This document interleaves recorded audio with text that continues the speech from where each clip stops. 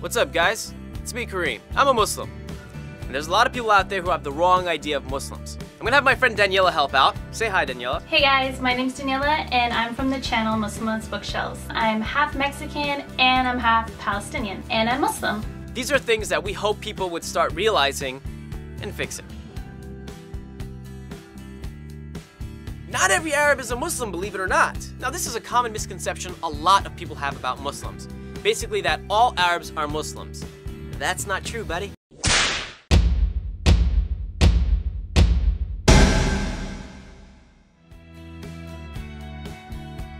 All Muslims are Arab. Clearly, this is not true. One day after Friday prayer, me and my mom went to Walmart, and my mom is a full-on Mexican lady. She grew up in Mexico and she speaks the language. We're picking up some stuff and my mother is speaking to me in Spanish. All of a sudden, I see this Latin lady and she has the most surprised look on her face. She literally looked at me and my mom like, the look on her face was so good. I cannot fathom the fact that people believe this, that all Muslims are violent and we embrace violence. Look, I'm gonna make it really simple, and I'm just gonna tell you from a Muslim. It's not. We're not violent people, we don't embrace violence, and we actually look down upon it. And I'll say this a million times, no matter what the religion, some humans are just psycho, and they will use whatever reason they have to help execute their psychoness. So I guarantee you those people who are violent that happen to be Muslim could be violent if they weren't Muslim. It's just the media does a great job of finding all the bad Muslims and putting them on the news.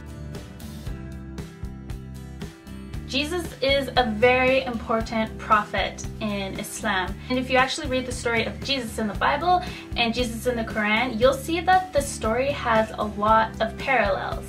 For example, you'll find that Jesus talked in the cradle, that Jesus had a miraculous birth, his mother was Mary. But the main thing that we disagree with is that Jesus is not the Son of God. We believe that he was a very, very important prophet.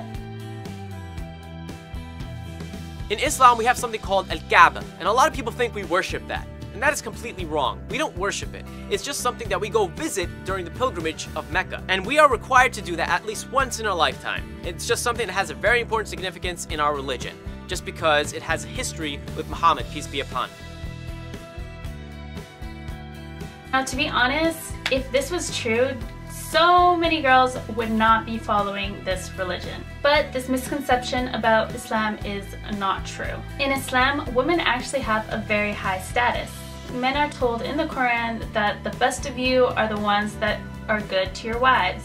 For both men and women, it is compulsory to get an education and seek out knowledge. Women have the right to choose who they would and would not want to marry. In Islam, if a man commits a sin and a woman commits a sin, it is just as bad. They are judged by God equally. Women in Islam, especially mothers, are given such high status that heaven is below the feet of your mother. So if your mother is happy with you, then God will be happy with you. A lot of people think that Allah is the name of our God, when in reality it is not. It's an Arabic word for God. So basically every time you say God, that's the word Allah in Arabic. So for example, if you find someone who's Christian in Arabic, they're gonna call their God Allah. You're probably asking now, well then what's his name?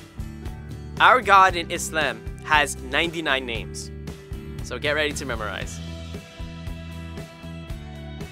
Being a proud Canadian and speaking for myself, I love Canada. Free healthcare, amazing universities, multicultural to the max, and basically opportunity for everyone that comes here. You'll find a lot of young Muslims especially contributing to their communities, especially in universities, volunteering, and just being a normal citizen.